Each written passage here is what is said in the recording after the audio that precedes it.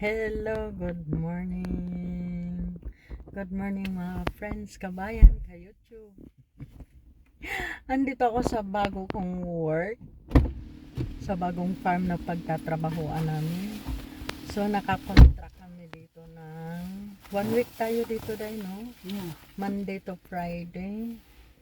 So, maaga pa, 7:30 kami magsisimula. Pero 7 nandito na kami. At saka nawala pa kami. Pero yung pagkawala namin, may maganda naman kinahinatnan kasi may nadiskubrian kami kung saan kami magtatrabaho. Medyo mas okay yung daan. Doon sa kabila kasi kung saan dapat ako papasok. Naku, ang daan hindi maganda. At saka ang daming mga nakasara na daan, sabi ng kaibigan ko kasi nagpunta sila kahapon dito sa lugar na ito. So, mas okay din pala na wala kami. Siguro para sa amin ang daan na ito. Ganyan pag nawawala kami, lagi kami nakakadiscover, uy, mas maganda pala itong daan na ito kasi dire-diretso lang, no? So, titingnan namin kung anong gagawin namin. Ang alam lang namin na magdadamo daw kami. Yun ba dahil? Yeah. Pero nakita ko na yung mga pang ano nila, pang tanggal. Sa damo nakita mo, nilabas niya. Sadul? Oo. Tawag doon. Sadul. So nakakatuwa, parang excited na ako. Excited ako sa trabaho namin. Kaya lang medyo mahangin, malamig, Maginaw. maulan. Maginaw. Yeah, kaya ang dami kong bit-bit. Ang dami kong lahat siguro binit-bit ko na. No? May boots ako, may sapatos, lahat sila pantrabaho. Yung guantes, kompleto talaga kami. Jacket ko, may manipis, may makapal, may pang-ulan, may pang-init. Parang lahat yata ng ano ko, bit-bit ko na, kulang na lang. May aparado. So, see you later, guys. Titingnan. Ay, pakita ko sa inyo yung farmhouse. Sandali. So, ito yung farm na pagtatrabahoan namin.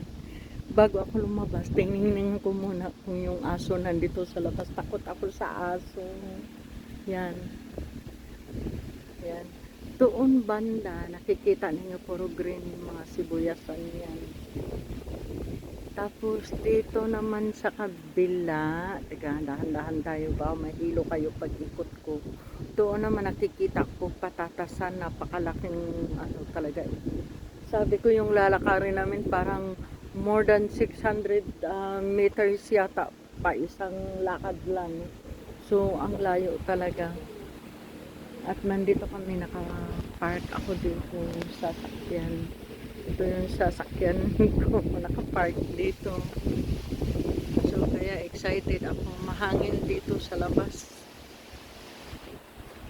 Kaya titingnan natin, excited ako sa trabaho natin. So excited ako sa trabaho namin, ako'y mag-aano muna, magja-jacket. So magre-ready na ako para sa sarili ko. Hindi pa nga ako pala nakapag-breakfast. Kakain muna ako, inom ako muna ng kape. Magkape this morning, magkape ako. Pero yung kape ko malapsaw. Talagang sinasadya ko. Normally hindi ako nagkakape talaga. At saka yun, mag-toilet muna bago kami alis. So see you later, guys. Para may update lang sa work ko today. Medyo matagal-tagal na rin ako walang balita sa work ko. So, bye-bye. See you later.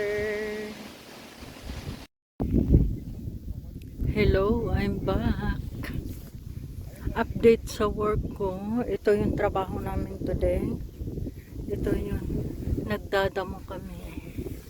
Yung mga tumutubo ay sibuyas. Tapos, yan, nagdadamo kami. Yan, bubunutin namin yan sa pamamagitan ng ito. Ganyan lang siya. Yan, tanggalin namin. Ganyan lang. Tapos, yun na siya. Ang lawak. Kung araw kami dito, puro sibuyasan ito. Ang lawak ng sibuyas dito. layo ng nilalakad namin. Siguro ang lakad namin is more than 600 meters. At sobrang hangin. Grabe, sobrang hangin. So magtatrabaho pa kami till 4:30 yata kasi 7:30 kami nagsimula. So hanggang doon. Hello, good afternoon again. Nagbabalik si Ate Bel. Kararating lang ng bahay galing sa work.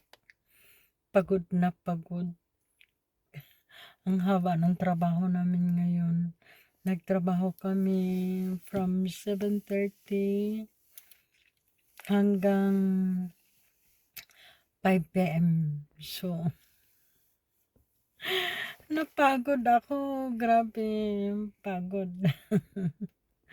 So, need ko nang pumasok ng bahay, magpahinga, kumain, at maagang matulog kasi bukas another day na naman.